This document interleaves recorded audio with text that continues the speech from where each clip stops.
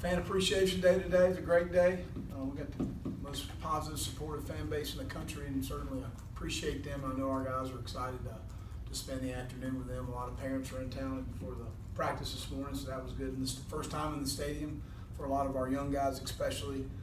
So that's exciting. 8 practices in, and I think you take our first 2 units.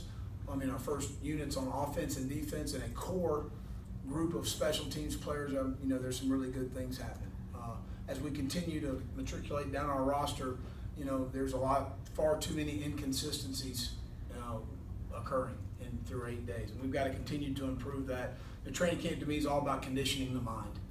Conditioning the mind, hardening the mind for the season, battling through fatigue, heat, soreness, and more guys with energy and urgency on our football team. That's what we need. Far too many issues today. We had about a half practice, half scrimmage. We had about 100 scrimmage snaps.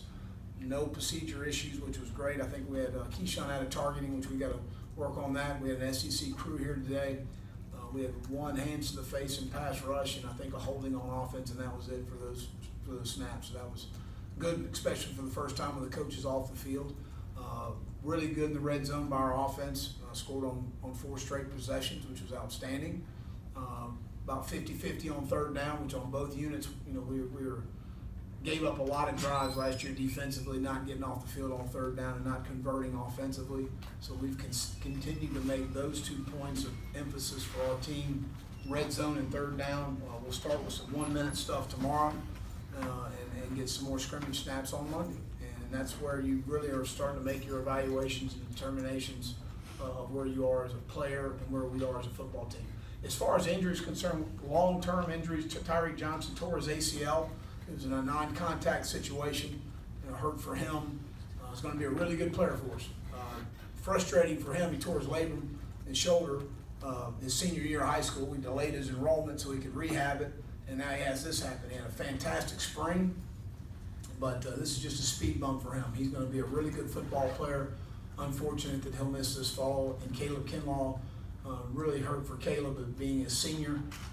Again, another non-contact injury, planted on his foot, and his knee gave out. And really hurt for him here being a senior year. And very good special teams contributor for us last year. But those are the only 2 long-term. Jesus Gibbs had a scope on his meniscus. He'll be back in a couple weeks. Other than that, we've had the normal bumps and bruises of camp that guys are battling through. And that's really it on the injury front. I'll open up for any questions. Raise your hand. We'll get a microphone too if it's personal. Will, you mentioned Caleb. With the 5th year, is there maybe a chance to get a 6th year for him, or is that? We need to look at that. I'm not sure. It just happened. We just got the MRI, I think, 2 days ago, and so just really hurt for him. Saw his mom and dad last night, and just frustrated. Last year was so much fun for them to be here and then be able to see all of his home games and some of his away games. He's in Wisconsin and the junior college before that, and just frustrating for that family. Let's go to John and then to Josh. You spoke prior to camp about Jemias's traits at safety. Now that you're on the field with him, how do you think he's adjusting to that? Just too inconsistent right now. Stephen Montax had a really good camp at safety. Other than that, we're struggling. Nick Harvey, we repped at safety some. He's also playing corner. Nickley's really smart. Jemias is repped in there. JT Ebay's still not been cleared. I think Wednesday's when he's going to be cleared to be able to do some individual and some skeleton. I'm not sure about contact. Clint will let me know on that, but we're not very good at that position right now. Josh. Was there anybody in particular who hurt y'all with RPO last year? Georgia, Fromm was very accurate in the Georgia game, just off the top of my head. That would be the game that jumped out at me. Clemson hit a couple balls. Kelly hit a couple balls. Just right off the top of my head, those would be the teams that jump out at me. As the way things go, offenses innovate and defenses come up, find a counter. What counters are evolving for that RPO defensively? Recruiting guys that can play man to man.